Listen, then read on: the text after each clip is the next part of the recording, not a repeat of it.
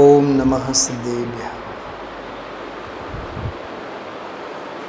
રાત્રિકાલીન દૈનિક સ્વાધ્યાયના ક્રમમાં આપણે અહોભાવ ગ્રંથને આધારે પૂજ્ય ગુરુદેવ શ્રીના હૃદયમાંથી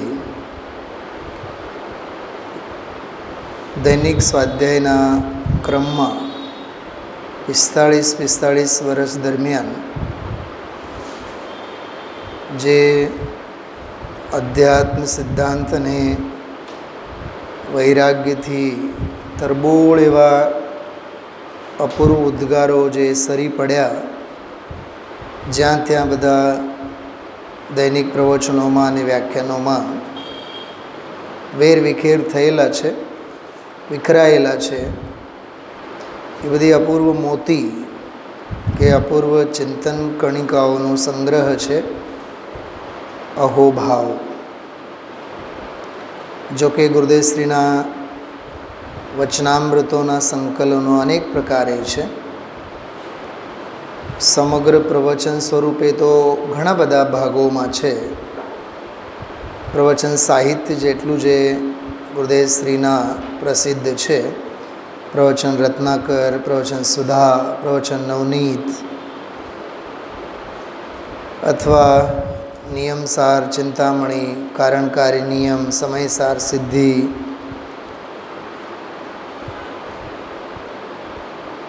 ભાગવત શાસ્ત્ર, સમયસાર પ્રસાદ, કેટલામ પંચાસ્તિકાય પ્રસાદ, પદ્મનંદી પંચવિંશતિકા ઉપરના પ્રવચનો, રહસ્યપૂર્ણ ચિઠ્ઠીના પ્રવચનો, અધ્યાત્મ સંદેશ, ધ્યેયપૂર્વક જ્ઞેય, આવા અનગિનત સંકલનો પ્રસિદ્ધ છે, જેમાં સમગ્ર પ્રવચનો એટલે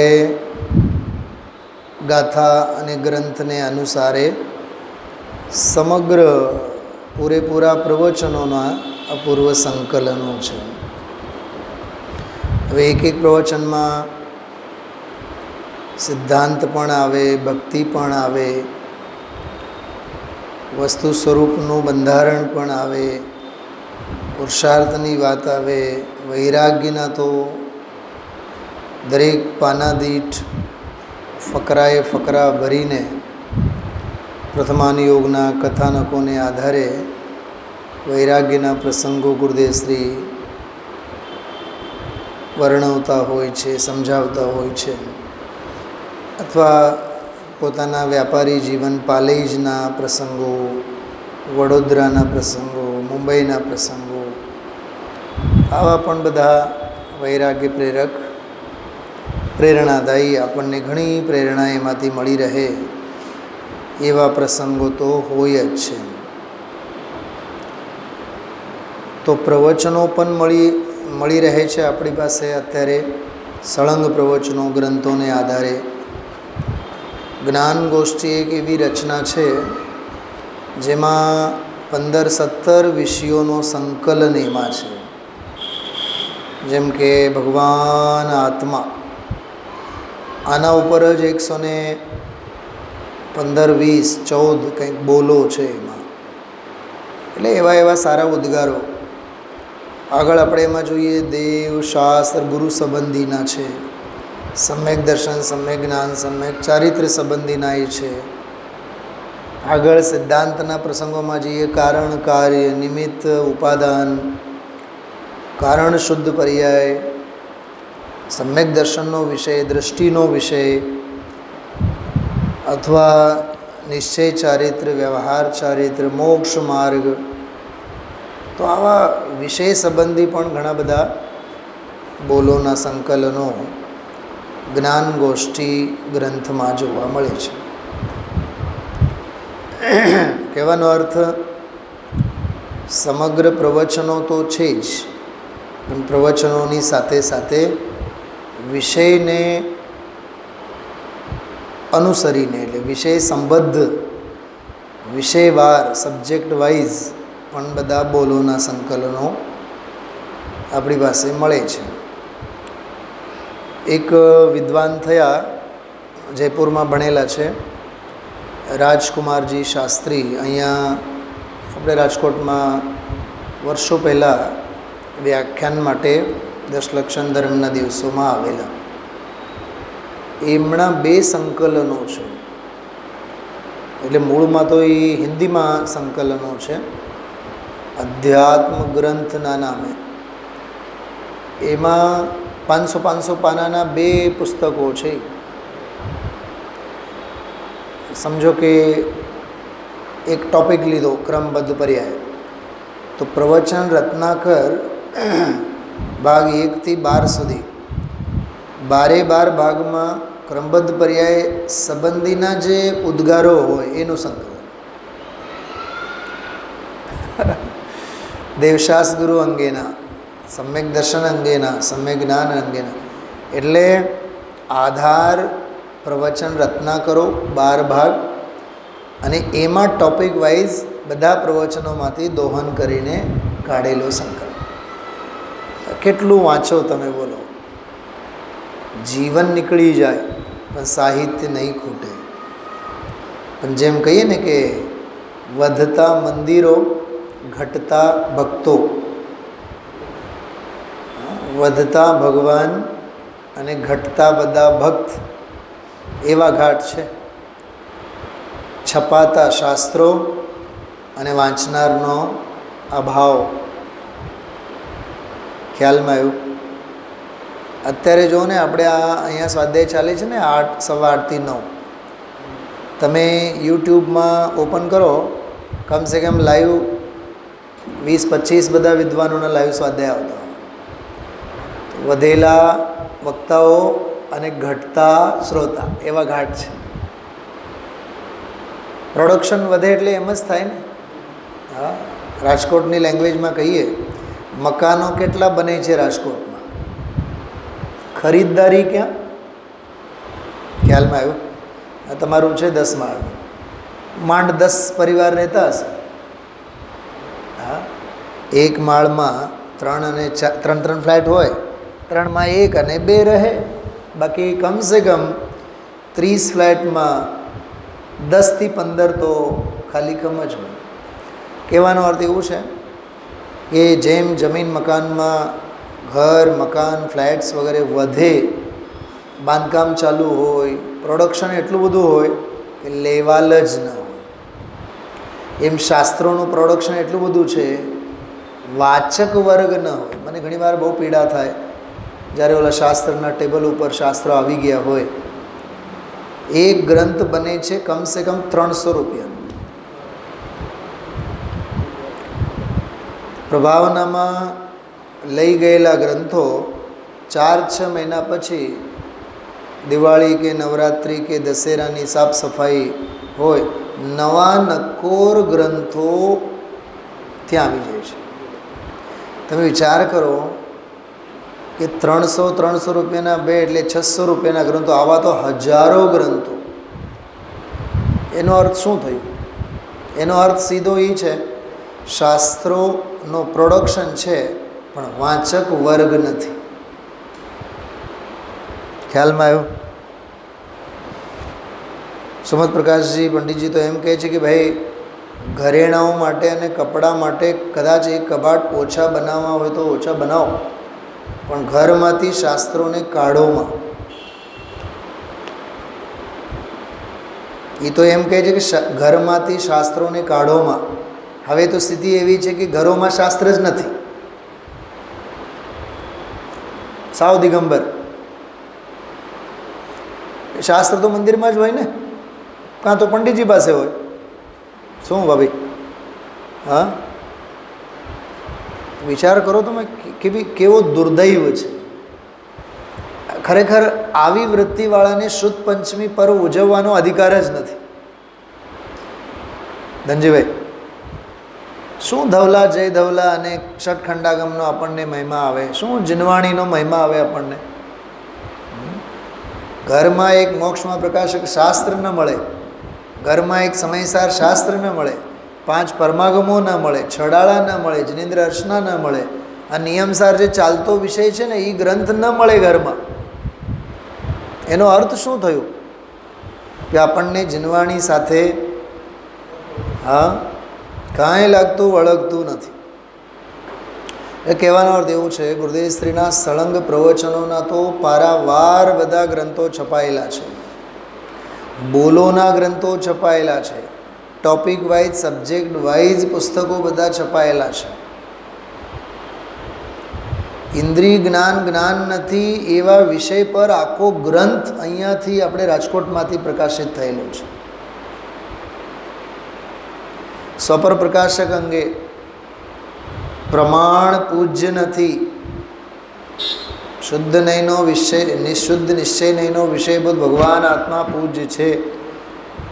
દેવસેન આચાર્યના નયોના પ્રકરણ પરથી આખું પુસ્તક છપાયેલું છે. યોગ્યતા નામનું આખું પુસ્તક. એટલે તમે વિચાર કરો, સ્વાનુભૂતિ દર્શન, આ લો ને, સ્વાનુભૂતિ દર્શન, આખો સ્વાનુભૂતિ દર્શન ભેદ વિજ્ઞાનની આખી સિસ્ટમ, આખી પ્રક્રિયા ઉપરનું પુસ્તક. એટલે કેટલું બધું અને વૈવિધ્યસભર different topic, style, explanation, angle, અનુયોગ, બધા ગ્રંથો કેટલા છે આપણી પાસે.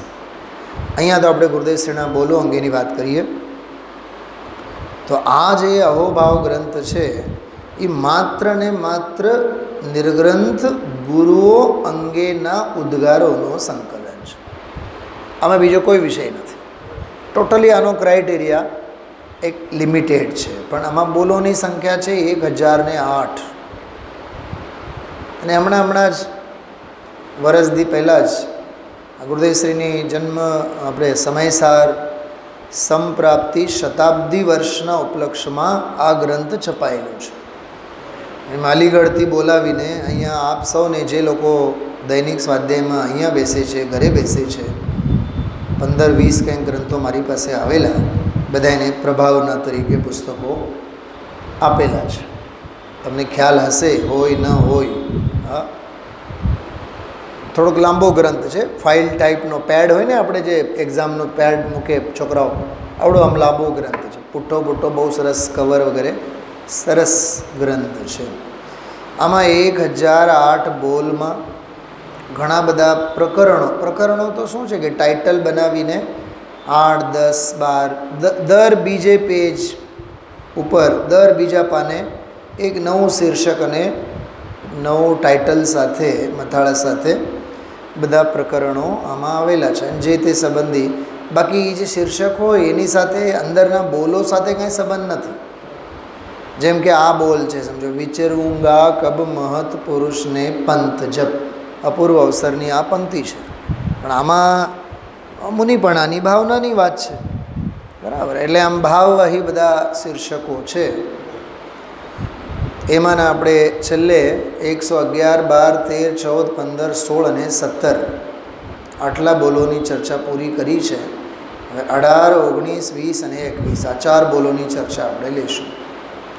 118મો બોલ છે, अहो अडोल दिगंबर वृत्ति के धारक और चिदानंद आत्मा में झूलते हुए मुनिराज जो 6वें 7वें गुण स्थान में आत्मा के अमृत कुंड में झूलते हैं, उनका अवतार सफल है. समग्र बोल में 118 नंबरना बोल में एक शब्द तरफ खास ध्यान देवा जेवुं छे, अवतार अने सफल अवतार. गुरुदेव श्रीना बीजा उद्गारोनी भाषामां कहीए, માંડ મનુષ્યપણું મળ્યું અને આ કામ ન કર્યું તો મનુષ્ય અવતાર એળે ગયા. ગઈકાલના જ પ્રવચનમાં એક આવો વૈરાગ્યનો બોલ હતો, માંડ મનુષ્યપણું મળ્યું. માંડ આ તત્વની વાત સાંભળવા મળી, આવી વીતરાગની વાત કાને પડી, ભેદ જ્ઞાનની વાત કાને પડી. અને જીવ જો આ ભેદ જ્ઞાન, આ આત્મજ્ઞાન, આ તત્વજ્ઞાન જીવનમાં જો ન મેળવ્યો, ન પામ્યો તો મનુષ્ય અવતાર, ઉદ્દેશ્ય તો ઘણીવાર બહુ આકરા શબ્દોમાં કહે છે, એના બધા અવતાર એ ઢોરના અવતાર છે, પશુના અવતાર છે. આ બધા કરોડપતિ કુકરી સુકરી ભૂંડના પેટમાં જઈને જન્મ લેવાના, આવું બધું જે બોલે છે ને એ મનુષ્ય ભાવની નિષ્ફળતાને સમજાવવા માટે બોલે છે. ખ્યાલમાં આવ્યું? એટલે સફળતા અંગે તો ગીત ઘણા ગાય જ છે. તત્વજ્ઞાન જે કરે, ભેદ જ્ઞાન જે કરે, તત્વને જે વાગોળે સમજે, એને તો ખોબા ભરી ભરીને અભિનંદન પાઠવે છે. પણ જે નથી કરતા, વિષય ભોગો આદિકમાં, ધંધા વ્યાપાર આદિકમાં, ગઈકાલે ઓલો તો મકાનનો જે દાખલો આપ્યો હતો એમાં તો કેવું બોલ્યા, મોટા મકાન બનાવે, મોટા અમલદારોને બોલાવે, જાણે કે બહુ મોટું કામ કર્યું. બીજી બધી સંયોગોની વાતો કરે, વિષ્ટા જેવી વાતો, એવું બોલ્યા. મને તો વારંવાર એક વાત ધ્યાનમાં આવી. બનાસદાસજીએ આમાં એક ગ્રંથ છે, આપણો નાટક સમયસાર ગ્રંથ છે, એમાં ભાગ્યના ઉદયને વિષ્ટા સમાન ગણે છે, એવું લખેલું છે. ભાગ્યના ઉદયને વિષ્ટા સમાન. વિચાર કરો, એ ભાગ્યના ઉદયને વિષ્ટા સમાન કેવી રીતે ગણે? ચક્રવર્તી કી સંપદા, ઇન્દ્ર સરીકે ભોગ, આવું તો આપણે ઘણી વાર સાંભળ્યું છે, પણ નાટક સમયસારમાં આવો ઉદ્ગાર છે. ખ્યાલમાં આવ્યું? બહુ સરસ વાત છે. કીચ સો કનક એવું લખેલું છે. કીચ સો કનક. કનક એટલે સોનું, કીચ એટલે કાદવ. સોનાને કાદવ ગણે છે. આપણને સોનાનું નામ સાંભળીએ એટલે મોઢામાં પાણી આવે. હા, કોઈ આમ ડાયમંડ બધું ઘરેણા બરેણા પહેરીને આપણી સામે આવે ને તો આપણને એમ લાગે, ઓહો કેવા રીચ પર્સન છે. હા, કેવી અમીરી, કેવી શ્રીમંતી. સાચું કહો, ધર્મની દૃષ્ટિએ એ અમીરી છે કે એની ગરીબી છે? બોલો ધનજીભાઈ. હાથમાં સમયસાર લઈને આવ્યા હોય, ભાઈ જે ઘરેણા પહેરીને આવ્યા છે, સમયસાર લઈને આવ્યા છે, એને સમયસારનો મહિમા આવવો જોઈએ કે ઘરેણાઓનો મહિમા આવવો જોઈએ? હા, બોલો વિમલભાઈ. અચ્છા, સામેવાળાને શેની શિક્ષા દેવા માગે છે? સમયસારની પ્રેરણા આપવા માગે છે કે પહેરેલા ઘરેણાઓની પ્રેરણા આપવા માગે છે? હાથમાં સમયસારે છે ભૂપતભાઈ અને પહેરેલા ઘરેણાઓ છે, તો સામેવાળા ઉપર ઇમ્પ્રેશન જમાવવા માગે છે એ સમયસાર થકી કે ઘરેણાઓ થકી? થોડુંક એનાલિસિસ કરું, એનું પોસ્ટમોર્ટમ કરીએ આનું.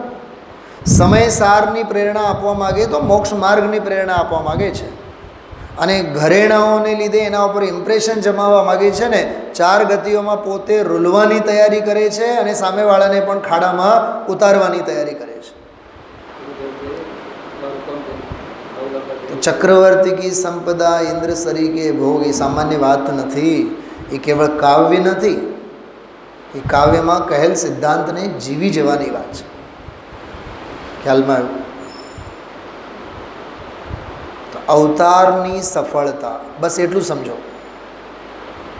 મનુષ્ય ભવની સફળતા, પ્રાપ્ત સંયોગની સફળતા, પુણ્યના પ્રસંગની સફળતા. પંડિતજી રવિન્દ્રભાઈ પંડિતજી એક બહુ સરસ વાત કરે. સંયોગો મળ્યા છે પુણ્યના ઉદયે જ ને, સાથી છે પુણ્યના ઉદયે જ મળેલા છે ને, તો એના પ્રયોગ શેમાં થવા જોઈએ? શું સમજાણું? નહીં ધનજીભાઈ બોલો. સમજો તમે ખેડૂત છો અને ખેતરમાં તમે શેરડીનો પાક કરો છો, તો શેરડી તમારી પાસે છે, તો તમે શેની વાવણી કરશો? શેરડીની. ઉગશે શું? શેરડી. સીધી વાત છે ને. તો જે સાથી છે પુણ્યના ઉદયે સંયોગ મળે તો એ સંયોગોનો સદુપયોગ તમારે સાતિશય પુણ્ય માટે કરવો જોઈએ, પાપ માટે નહીં. ખ્યાલમાં આવે છે હું શું કહેવા માગું છું? હું તમને શું કહું, મને અહીંયા ગવર્મેન્ટ જોબ 5 વર્ષ સુધી નહોતી. ટ્રસ્ટ પે ઉપર હું કામ કરતો હતો. આ જીનવાણી માં છે મારી સામે, કહું છું ભૂપતભાઈ, તમારો દીકરો ગોલ્ડ મેડલ થયેલો હોય, તમે કેટલા વર્ષ સુધી ધીરજ ધરશો? બતાવો તમે, બોલો ભાવી, તમે બોલો. શું નામ? તનય ને? થ્રુ આઉટ ગોલ્ડ મેડલ થઈને આવ્યો હોય સંસ્કૃત મીડિયમમાં, તમારા પેશનની પરીક્ષા તમે કેટલા વર્ષ કરશો? 5 વર્ષ તમે ધીર ધરશો? અરે ડિપ્રેશનમાં વયા જાઓ, ઝેર પીને આત્મહત્યા કરવાના ભાવ થઈ જાય. 5 વર્ષ સુધી ગવર્મેન્ટ જોબ નહોતી મારી. મારી પર્સનલ વાત હું જાણી જોઈને કહું છું તમને. જ્યાં હું જતો ને સર્વિસ માટે, આવા જવાના પેટ્રોલનો ખર્ચો વર્ષ મહિનાનો કમસે કમ 2000 અને પગાર મારો 700 રૂપિયા. શું કામ કહું છું ખબર? એ ધિકાર છે આજીવિકાને.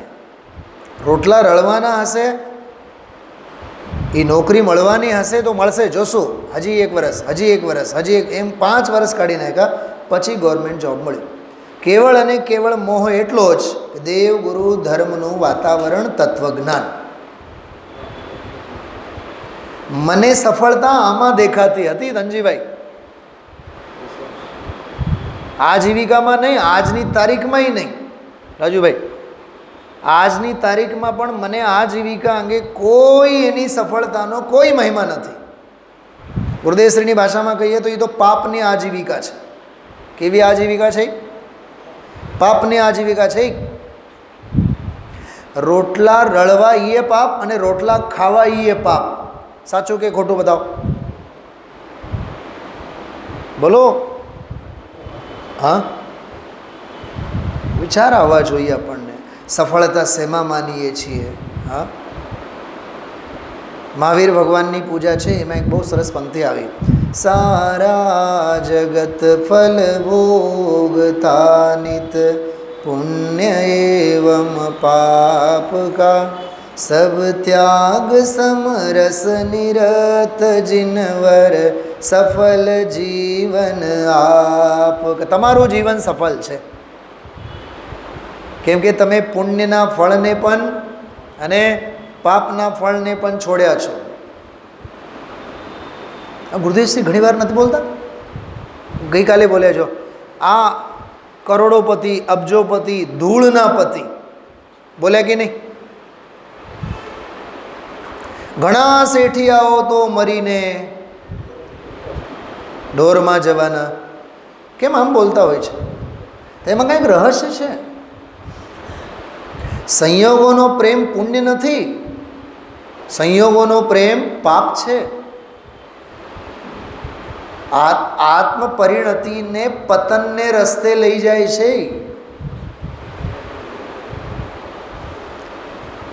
એને એમ કહેવાય મનુષ્ય અવતારની નિષ્ફળતા. સફળતા નથી. આ તત્વજ્ઞાન કરવું એ મનુષ્ય ભાવની સફળતા છે. રાજુભાઈ, કારણકારી નિયમ ગ્રંથ લાવતો અહીંયા રોજ એક મૂકી જ દેવાનું, કેમકે હું નથી લાવતો મારું સાથે, પણ ક્યારેક આમ કોટેશન યાદ આવે ને. ગઈકાલના પ્રવચનમાં એક બહુ સરસ ઉદ્ગાર હતો ગુરુદેવશ્રીનો, બહુ સરસ. મને તો આમ આંખોની સામે તરવરે છે, એટલું સરસ કાલે બોલ્યા. માંડ મનુષ્ય ભાવ મળ્યું, એટલે વિચાર આવવા જોઈએ આપણને.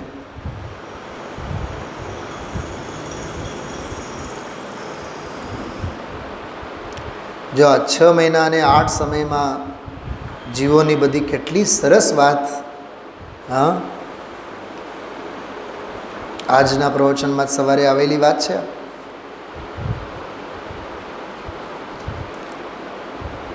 ગમે એવી દુષ્કર વાત કરીએ, ગમે તેવા અનંતા ભાવ કર્યા, 66,000 ભવ, ભલે એક અંતર્મૂર્તમાં એવા અનંત ભાવ અનંત વાર કર્યા પણ એ સિદ્ધ થઈ ગયા. બોલો, આવા અનંતા ભાવ કરનારા એ જીવો બધા સિદ્ધ થઈ ગયા. એનું નામ જીવનની સફળતા છે ધનજીભાઈ.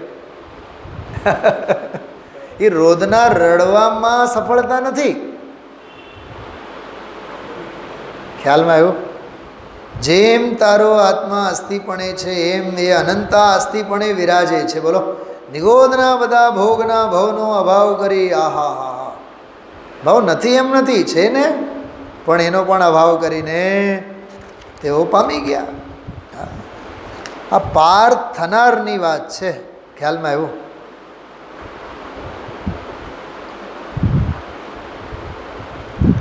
હા હા હા, જો એક બહુ સરસ, આમ જો એક વાત કરવા જઈએ ને કેટલી બધી વાત આપણને આમ વિચારમાં આવે. 252 નંબરના પાના ઉપર એક બહુ સરસ ઉદ્ગાર બોલ્યા વચ્ચે છે. જો પોતાના જીવનની વાત કરે છે, અમારા ગુરુ હતા એને માટે કરેલો આહાર પાણી નહોતા લેતા, ભલે સ્થાનકવાસી પણ બિલકુલ લે નહીં. 6 ગાઉના વિહાર કર્યા, વરાવા જાય ત્યાં પાણી મળે નહીં, પછી કાઠીમાં ને ત્યાં જઈએ છાશ લઈ આવે, છાશને રોટલા ખાય, પણ એ બધી ક્રિયાકાંડ. એટલે એ જીવનની નિષ્ફળતા. તમે શું ખાધું, શું પીધું, શું કર્યું, એ તત્વજ્ઞાન સાથે એના કાંઈ દૂર દૂરના સંબંધ નથી. તો મૂળચંદજી હતા થોડા અભિમાની.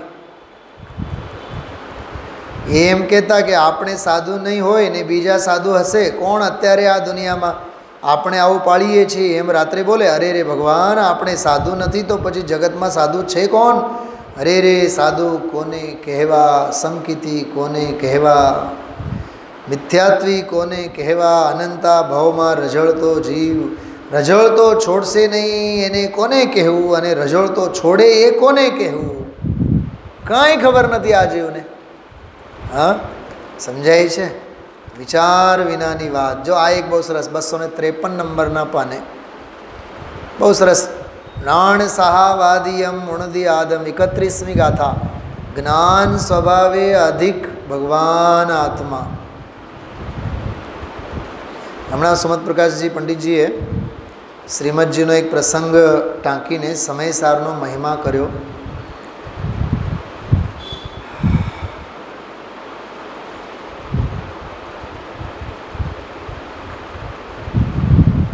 શ્રીમદજીને મળવા માટે શું નામ, ખાસ એમના ભગત સૌભાગભાઈ સામે આવીને ઊભા. એ આવતા પહેલાં તો શ્રીમદજીએ ઓળખી ગયા હતા, જાણી ગયા હતા. એક લિફાફો લઈને, કવર લઈને સૌભાગમલજી મને મળવા આવે છે. એ લિફાફો સૌભાગમલજીએ શ્રીમદજીના હાથમાં આપ્યો. એ લિફાફામાં જે હતું એ લિફાફા ખોલ્યા વિના જ શ્રીમદજીએ કહી દીધું કે આ લિફાફામાં સમયસારની 31મી અને 32મી ગાથા લખેલી છે. એનો અર્થ સમજવા માટે તમે મારી પાસે આવ્યા છો અને તમારું નામ સૌભાગમલ છે.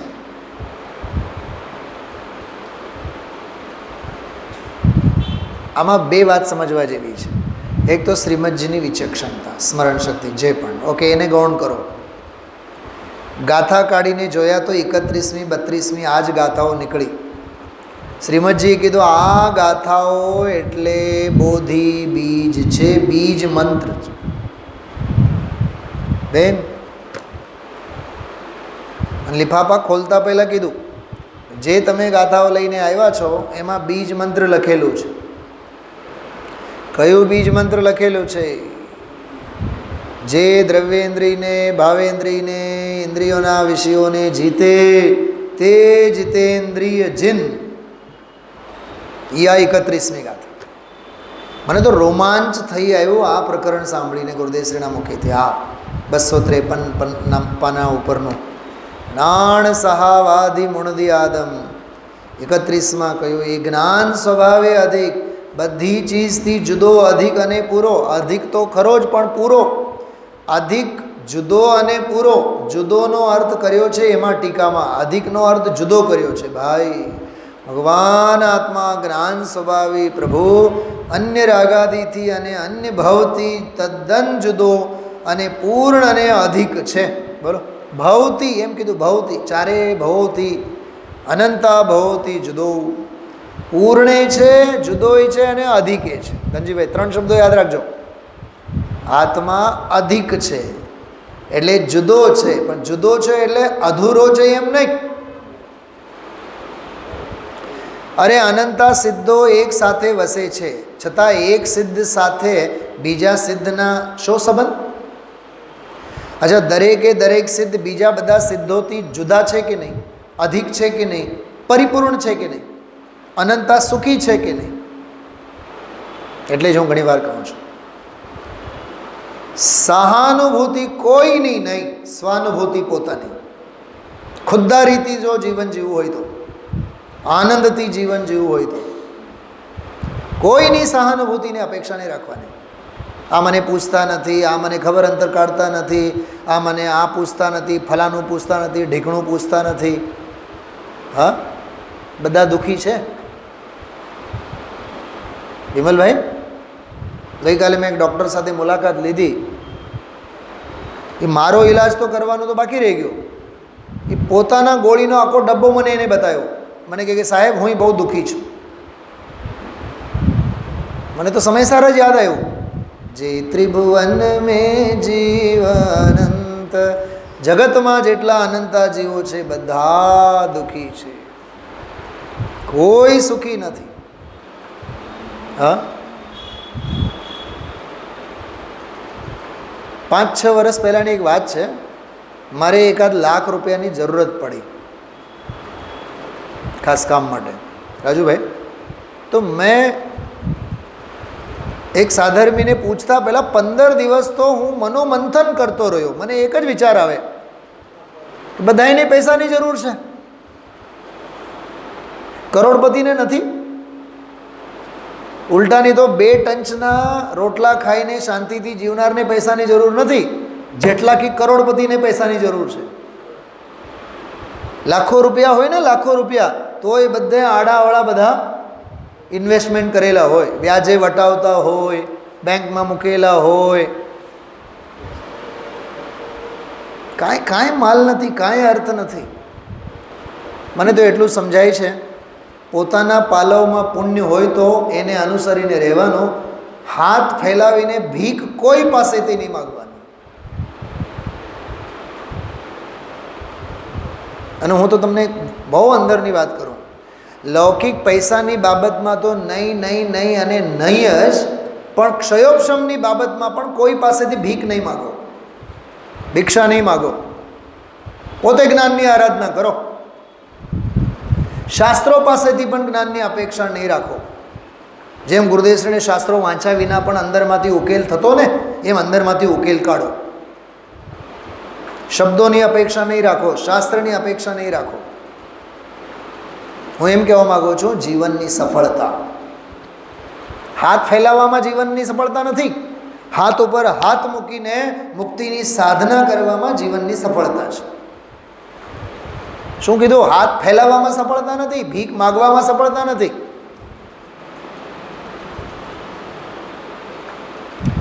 કવિ રહીમ છે હિન્દી ભાષામાં, એમનો એક બહુ સરસ દોહરો છે, બહુ સરસ દોહરો છે, છંદ છે. રહીમન વે નર મર ગયે જે કછું માંગન જાય. હે રહીમ, જે કંઈક માગવા ગયા ને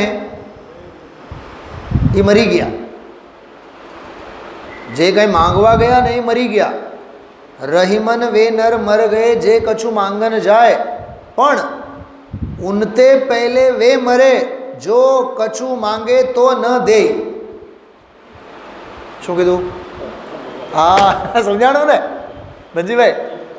માગવા ગયા એ તો મરી ગયા, પણ કહે છે કે માગવા ગયા એના પહેલાં તો ઓલા મરી ગયા, જે માગ્યા બાદ પણ આપ્યા નહીં, દીધા નહીં. એમાં મોટો ભિખારી છે. એટલે તમે લોકો જો કહો છો ને ઘણી વાર, પંડિતજી કંઈ કામ હોય તો કહેજો, મારું કંઈ કામ જ નથી. મારે કોઈ સાથે કાંઈ લાગે વળગે નહીં, મને મારા પુણ્ય ઉપર એટલો ભરોસો છે. આવી ખુદ્દારીથી જીવન જીવવાનું આપણે. વાતે વાતે વાતે વાતે બીજાના ખભે હાથ મૂકીને ભિક્ષાવૃત્તિ અને ભિખારી થઈને જીવન, અરે ભગવાન થઈને જીવવાનો આ માર્ગ છે, ભિખારી થઈને જીવવાનો માર્ગ નથી. જીવન સફળ બનાવવાના માર્ગે છીએ આપણે, નિષ્ફળ બનાવવાના માર્ગે નહીં. ખ્યાલમાં આવ્યું? તો આવું આ બહુ અદ્ભુત અદ્ભુત વાતો આમ ગુરુદેવશ્રીનું વાંચો તો તમે આમ કેટલું આમ જીવન ધન્ય બની જાય. હા, જો પાના નંબર 251 જો નીચે, 84 અવતાર અનંતકાળ અનંત અનંત ભાવ કરી કરીને સોથા નીકળી ગયા. હા હા હા, આચાર્ય કહે છે આ વાદિરાજ સૂરીનો દાખલો આપ્યો છે. હું ગયા કાળના દુઃખને સંભાળું છું, ત્યાં ઘા પડે છે. ગયા કાળના ભવના અનંત ભવને સંભાળું છું, આચાર્ય કહે છે અંદર ઘા પડે છે. આનંદનો નાદ, આનંદ પ્રગટ્યો, આનંદનો અનુભવ છે, પણ હું ગયા કાળને જ્યાં યાદ કરું છું, અનંતા અનંતા ભવમાં શું થયું એ જ્યાં યાદ કરું છું ત્યાં ઘા પડે છે અંદર. આને હજી ગયા કાળનું શું હતું એને વિચારવાનો વખત પણ ન મળે. જો આ ગુરુદેવ એને એટલે કોને? આપણને. આચાર્યને તો અનંત કાળના દુઃખોને યાદ કરીને ઘા વાગે, આપણને તો ગઈકાલના દુઃખો.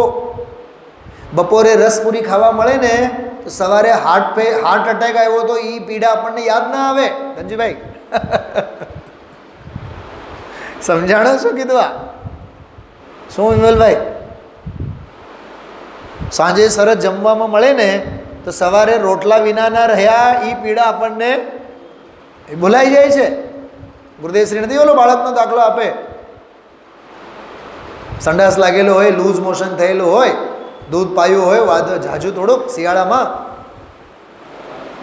અને ઓલી વિષ્ટાની ધાર લાગી હોય, એમાં ને એમાં આંગળા નાખીને બાળક ચાટતો હોય. એવા ઘાટ છે બધા. હાથમાં કોણ છે, કેમ છે એ તો એકો રહ્યો, પણ અનંત કાળમાં અત્યાર સુધી ક્યાં રહ્યો? ભવ ભવ ભવ ભવ ભવ ભવ ભવ, ક્યાંય ભવનો અંત નહીં. એવા અનંતા અનંતા ભવમાં અનંતા દુઃખો સહન કરીને મરી ગયો છે. બોલો આ બધા બોલો તમે જુઓ ને, બિલકુલ આ જ વાત. હા, જો આ જો આ એક વાત કરું, 249માં પાને નીચે છે. અરે રે સત્ય વાત બહાર આવે એનો વિરોધ કરે. કેવો દુર્ભાગ્ય છે, કેવો કમનસીબ જીવ કહેવાય. સત્ય બહાર આવે એનો વિરોધ કરે. આ તો સત્ય છે, મોંઘું લાગે, આકરું લાગે, સમજવામાં કઠણ પડે, પણ વસ્તુ તો આ છે. આ રસ્તો લીધા વિના જન્મ મરણના અંત આવે એવા નથી. 84 અવતાર, અહીંયા વાણીઓ અબજોપતિ હોય ને મરીને ભૂંડની કૂંખે જાય. 10 મિનિટ પહેલાં જ કરેલી વાત. અરર આવા અવતાર કર્યા, એ ભૂંડ આખી જિંદગી શું ખાય? ગુરુદેવ બોલે છે આખી જિંદગી વિષ્ટા ખાય. અહીં વિષ્ટાને અડતો પણ નહોતો. હા હા હા હા, જો જો જો અહીંયા તો વિષ્ટાને અડતોય નહોતો, એ ભૂંડ વિષ્ટા જ ખાય. એવા અવતાર અનંત વાર મળ્યા. દરકાર કરી નથી કે હું કોણ છું અને શું થાય અને શું થાય છે, એનું ફળ શું આવશે, જે હું કરી રહ્યો છું એનું ફળ શું આવશે, અને કરી રહ્યો છું એ ચીજ શું છે એને જાણવાની પણ દરકાર કરે નહીં. યોગ ભક્તિવાળો છે ને આ યોગ ભક્તિ, પરમાનંદની સાથે જીવને જોડી દે. એ બધો પ્રકરણ આજનો છે, સવારનો પ્રકરણ છે. આ કેટલી કથા કરીએ બતાવો. હા, એવી વાત છે. અડોલ દિગંબર વૃત્તિના ધારક ચિદાત્મામાં આ જો 136મી ગાથા, ચૈતન્ય આત્મામાં નિજ પરમાત્મા પદની ભક્તિમાં જેવો લીન ઝૂલતે હુએ મુનિરાજ. વાહ! भेद ज्ञान की ज्योति जलाकर शुद्धात्म में रमते हैं. या मुनिराज आनंदना झूला झूलनारा 6वें 7वें गुणस्थान में आत्मा के अमृत कुंड में झूलते हैं. वाह! ये तो झेर हलाहल पीने મોજમાં જીવવું રહે છે. ન સ્વાધ્યાયની ખબર, ન અભ્યાસની ખબર, ન ચિંતનની ખબર. ખ્યાલમાં આવે છે? વિચારજો. ઓમ નમઃ સિદ્ધિ.